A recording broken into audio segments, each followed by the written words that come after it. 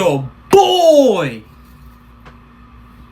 Marky, yo, and we back at it again with another reaction, man. Today, we got Scottie Pippen is trash, and he hates Michael Jeffrey Jordan, man. I've been wanting to watch a video like this for the longest. I don't understand what's the hate between. Not even between. Why do Scottie Pippen hate Michael Jordan so much? Y'all won 6 of them things with each other. Know what I'm saying? Like, I don't know what's the problem is. Like, I don't know what's going on. But come on, Scottie. And I seen a video you saying him better than LeBron James. Then you switch it up years later. Oh, Michael Jordan better than he switch it up again. Like, come on, bro. What's going through this brain right here, brother? You alright mentally? You know what I'm saying? You need a therapist? I don't know what's going on with brother, man. But make sure y'all like, comment, subscribe. And let's get straight into this flavor. Let's get it. Well, unfortunately for Scottie Pippen's mouth continues to open. And every time it does, it becomes glaringly evident that Scottie doesn't feel like he got enough credit for the Bulls' dynastic success in the 90s. He was a horrible player. He was horrible to play with.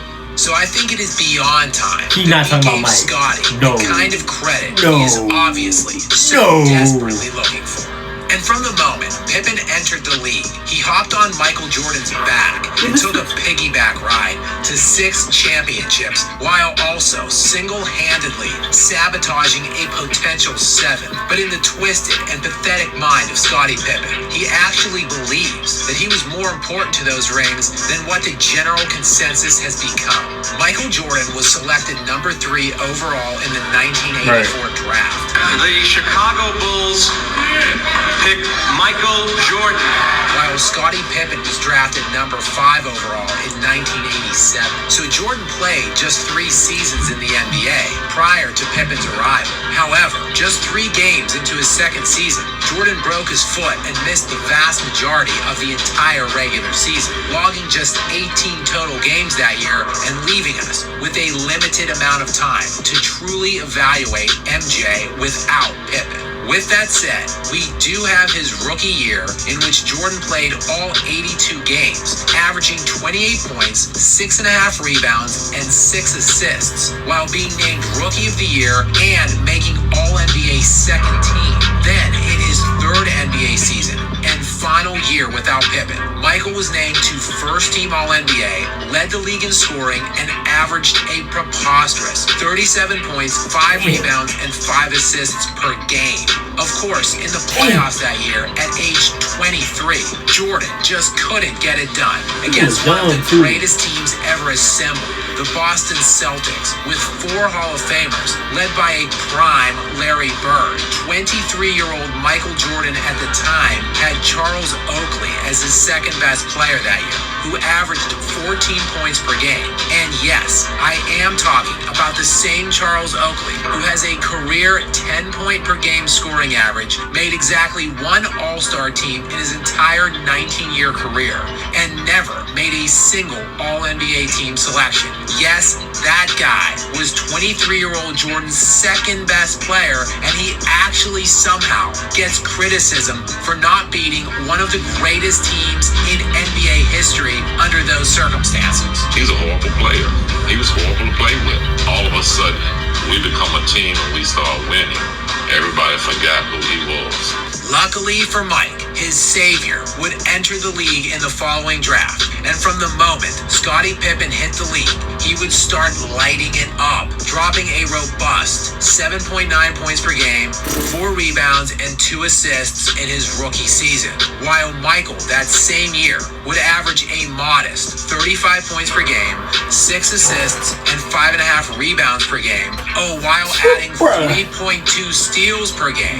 That season, Jordan led the league in scoring, was named league MVP, All-Star Game MVP, made first-team All-NBA, first-team All-NBA defense, and by the way, was named Defensive Player of the Year. Thank God for Mike. that he had Scottie Pippen and his 8 points per game that year to carry him to all of those accolades. At least, though, in the conference semifinals loss that year against the bad boy Pistons, while Jordan was averaging 27, 9, and 5, Scottie was adding 9 points, 5 rebounds, and 2 assists in 32 minutes per game. The next 2 seasons, Jordan would again lead the league in scoring while being named first-team All-NBA and first-team All-NBA defense. And in his 3rd season, at the age of 24, Scottie Pippen made the jump to becoming an All-Star for the first time, averaging 16.5 points per game, 7 rebounds, and 5 assists. So Jordan finally had that one All-Star, while all of the teams around him that were winning titles at that time in the NBA had multiple Hall of Famers and quite typically 3 perennial All-Stars. Jordan was really searching for one fringe All-Star player,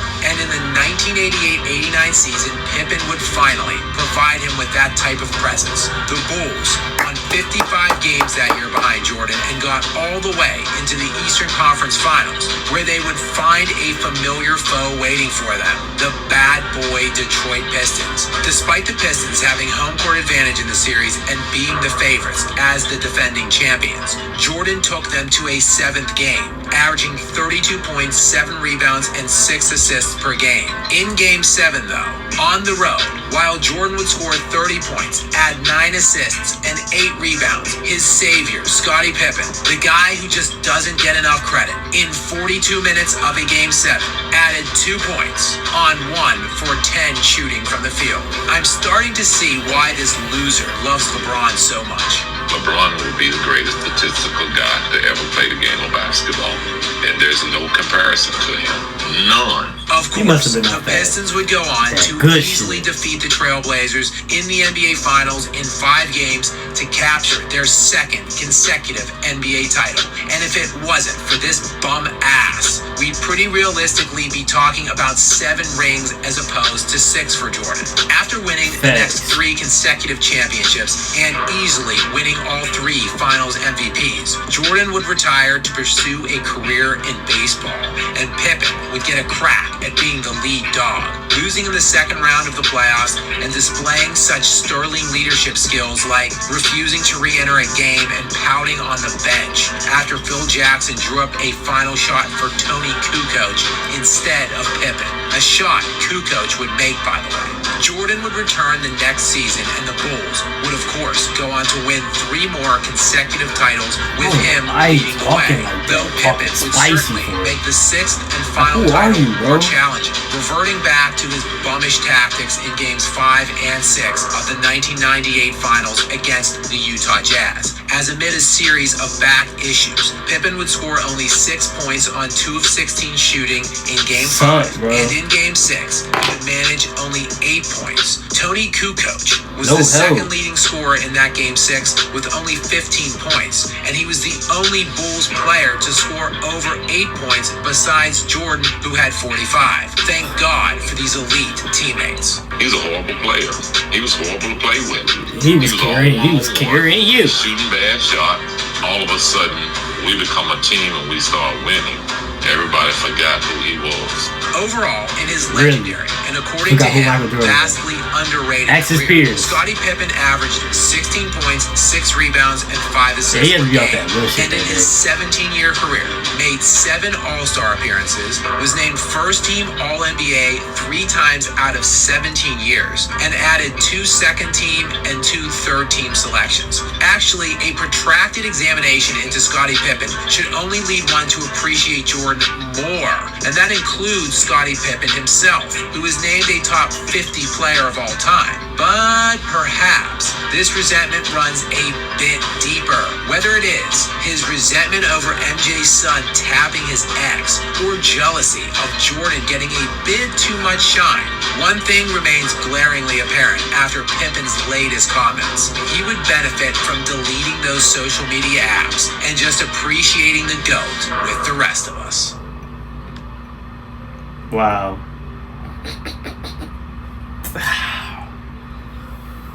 Let me just take a breather real quick, y'all, because, like, I got so much to say.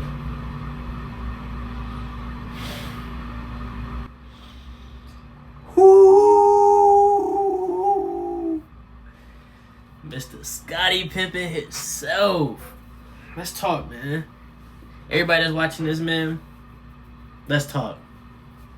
This man said Michael, Jeffrey, Jordan was taking bad shots. He wasn't like that.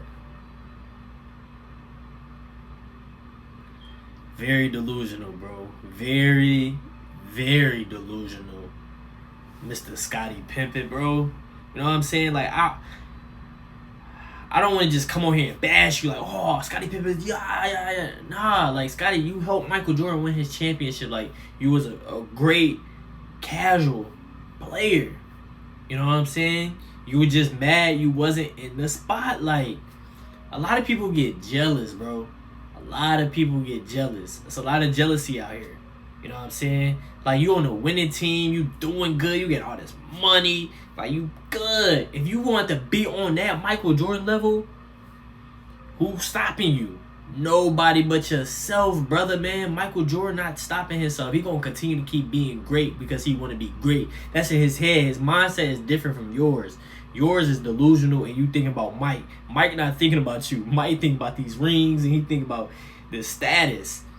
That's the difference between y'all two, brother, man. You know what I'm saying? That's the difference between y'all two. You don't really want it. If you really wanted it, you would chase it just like Mike. All right, I'm going to the gym every day, putting up these J's. I want more shots every game. You probably be average. Bro, you 6'7", 6'8", my boy. Long. You know what I'm saying? You could have averaged way more than what you was averaging. But you was too focused on Mike. You couldn't wait for this. You couldn't wait for these days. You could say Mike was a bad player and all this. His peers never said that. He never had no complaints about his game. Everybody think he the top dog. When it comes from your peers, the top 50 players that's really talking that stuff about Mike, saying he really the GOAT. He really the GOAT then. I don't even hear too much about you, brother. You know what I'm saying? I don't hear no players talk about Scottie Pippen. You might hear that once in a while because you had a decent game. You know what I'm saying? You played defense. You scored when you could. But you were just jealous, bro. Like, enjoy the 6 rings. Enjoy it, bro. I don't know, bro. Like, you have the audacity to get on the internet and go crazy. And Mike don't give a... You don't care. You to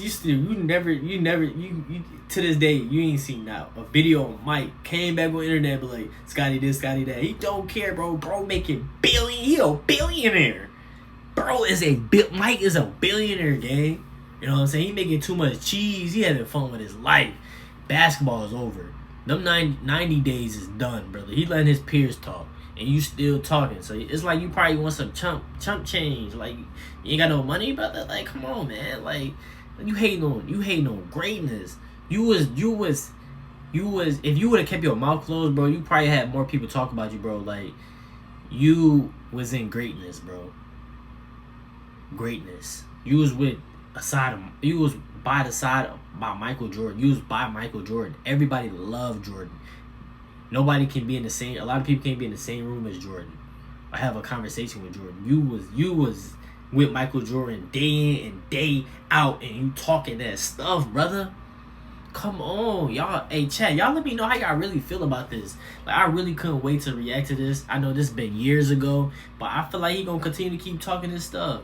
He bipolar. Like, he changed his... He go next day, hey, Michael Jordan need to go here, bad man. The next day, no, he ain't no good player. He throwing bad shots. He do all that dumb. Like, come on, bro. Like, it's a lot of... Bro, come on, bro. It's too much jealousy and... Bro, a win is a win, bro.